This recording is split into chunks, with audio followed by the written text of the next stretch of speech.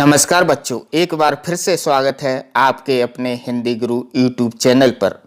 आज हम हल करेंगे एमपी बोर्ड के अर्धवार्षिक परीक्षा कक्षा 10 की हिंदी विशिष्ट के प्रश्न पत्र को। इस प्रश्न पत्र के 3 खंड हैं, खंड आ, खंड बा और खंड सा। आइए तो वीडियो को प्रारंभ करते हैं। अगर आप हमारे चैनल पर पहली बार आए हैं तो चैनल को अवश्य ही सब्सक्राइब करें तथा वीडियो को लाइक करें। तो आइए वीडियो को प्रारंभ करते हैं। आइए बच्चों, तो आज हम इस प्रश्न पत्र में आए बहुविकल्पीय प्रश्नों को हल करेंगे। पहला प्रश्न है, आधुनिक काल की समय सीमा है। पहला ऑप्शन है 1900 से अब तक, दूसरा है सन 1843 से अब तक, तीसरा है सन 1920 से अब तक और चौथा है सन 1880 से अब तक। इसका सही उत्तर है क, सन 1900 से अब तक। आधुनिक काल की समय सीमा सन 1900 से अब तक है। दूसरा प्रश्न है, द्विवेदी युग का महाकाव्य है। इसके ऑप्शन है प्रिय प्रवास, रामचंद्रिका, कामायनी और कवितावली। इसका सही उत्तर है प्रिय प्रवास। द्विवेदी युग का महाकाव्य प्रिय प्रवास है।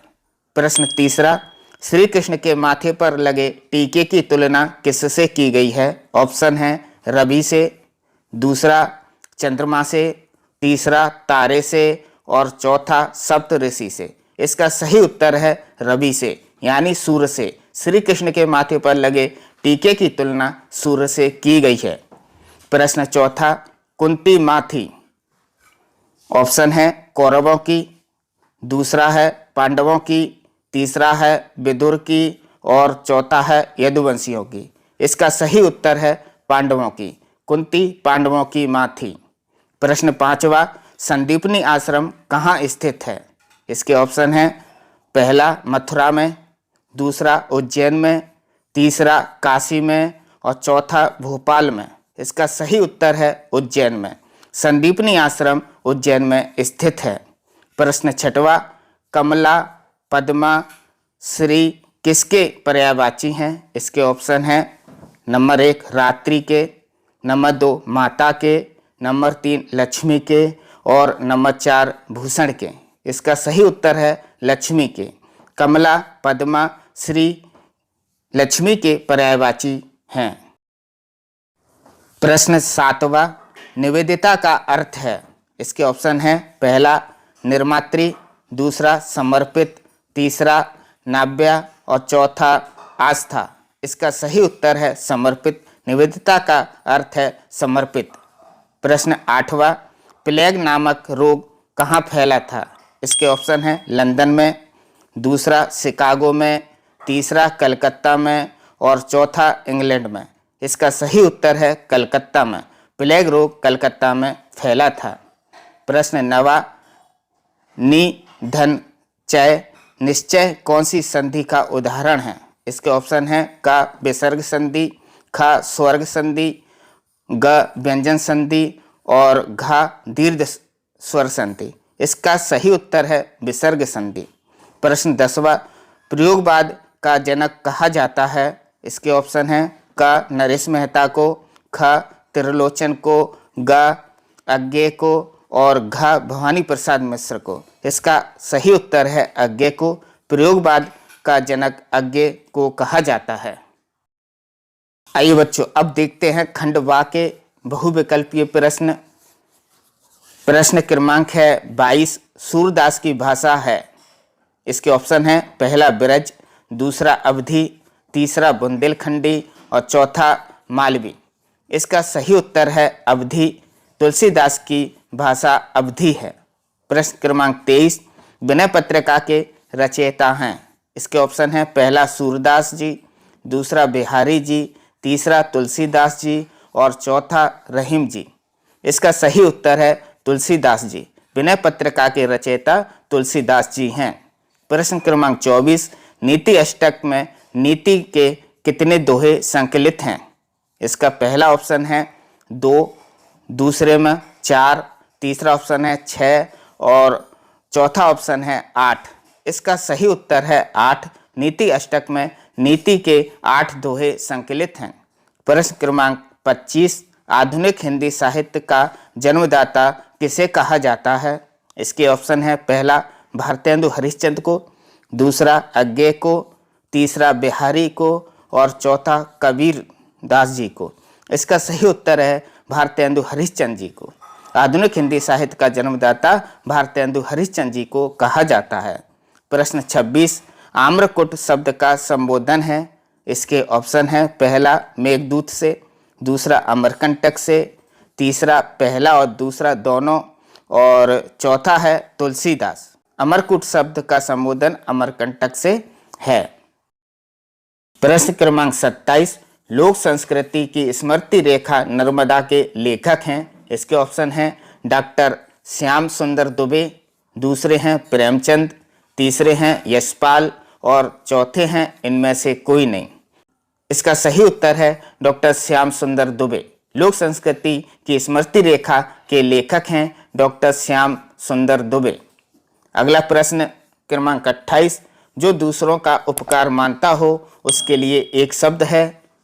इसके ऑप्शन है, पहला कृतज्ञ, दूसरा उदार, तीसरा निष्ठुर और चौथा है कृतज्ञ।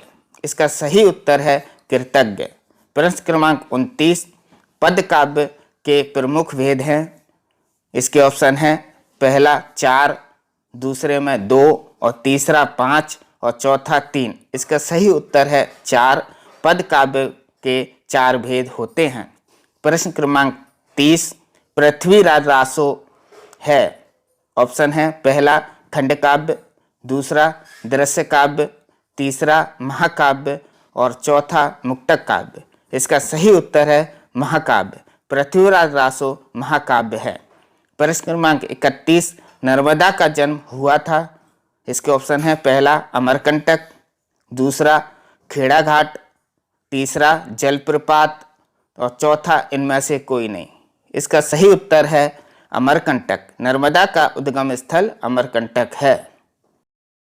अब देखते हैं बच्चों खंड सा के बहुविकल्पीय प्रश्न क्रमांक 42, मैं और मेरा देश नामक पाठ की कौन सी विधा है? इसके ऑप्शन है, नंबर 1 निबंध, नंबर 2 एकांकी, नंबर 3 संस्मरण और नंबर 4 कहानी। इसका सही उत्तर है निबंध। मैं और मेरा देश नामक पाठ की विधा निबंध है। प्रश्न क्रमांक 43, कन्हैयालाल मिश्र प्रभाकर जी थे? इसके ऑप्शन है, हिंसावादी, दूसरा गांधीवादी, तीसरा समाजवादी और चौथा प्रकृतिवादी। इसका सही उत्तर है समाजवादी। कन्हैयालाल मिश्र प्रभाकर जी एक समाजवादी थे। प्रश्न क्रमांक 44, वीर रस का स्थायी भाव है? इसके ऑप्शन है, उत्साह, दूसरा क्रोध, तीसरा रति, चौथा भय। इसका सही उत्तर है उत्साह। वीर रस का स्थायी भाव उत्साह है। प्रश्न क्रमांक 45, संचारी भाव की संख्या होती है? इसके ऑप्शन है, नंबर 1 30, दूसरा 33, तीसरा 35 और चौथा 40। इसका सही उत्तर है 33। संचारी भावों की संख्या 33 होती है। प्रश्न क्रमांक 46, मणिमाल शब्द का अर्थ है? इसके ऑप्शन है, पहला कलियों की माला, दूसरा मणियों की माला, तीसरा फूलों की माला और चौथा लड़ियों की माला। इसका सही उत्तर है मणियों की माला। मणिमाल शब्द का सही अर्थ है मणियों की माला। प्रश्न क्रमांक 47, चंद्रशेखर में समास है? इसके ऑप्शन है, नंबर 1 बहुब्रीहि, नंबर 2 कर्मधारय, नंबर 3 अव्ययी भाव और नंबर 4 इनमें से कोई नहीं। इसका सही उत्तर है बहुब्रीहि। चंद्रशेखर में बहुब्रीहि समास है। प्रश्न क्रमांक 48, रामचरितमानस के रचयिता हैं? इसके ऑप्शन है, सूरदास, नंबर 2 तुलसीदास, नंबर 3 कबीरदास और नंबर 4 बिहारी जी। इसका सही उत्तर है तुलसीदास। रामचरितमानस के रचयिता तुलसीदास जी हैं। प्रश्न क्रमांक 49, शल्य चिकित्सा के औजार बनाए जाते थे? इसके ऑप्शन है, पहला लोहा के, दूसरा चांदी के, तीसरा पहला और दूसरा दोनों सही हैं और चौथा इनमें से कोई नहीं। इसका सही उत्तर है तीसरा, पहला और दूसरा दोनों सही हैं। शल्य चिकित्सा के औजार लोहा और चांदी से बनाए जाते थे।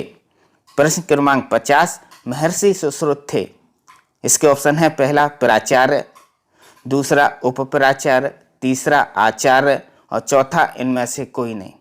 इसका सही उत्तर है आचार्य। महर्षि सुश्रुत आचार्य थे। प्रश्न क्रमांक 51, अनाचार का विलोम शब्द है। इसके ऑप्शन है पहला दुराचार, दूसरा सदाचार, तीसरा पहला और दूसरा दोनों और चौथा इनमें से कोई नहीं। इसका सही उत्तर है इनमें से कोई नहीं। अनाचार का विलोम शब्द इनमें से कोई नहीं है। अनाचार का विलोम शब्द होता है आचार। बच्चों, अगर आपको यह वीडियो अच्छा लगे तो लाइक शेयर अवश्य करें। धन्यवाद।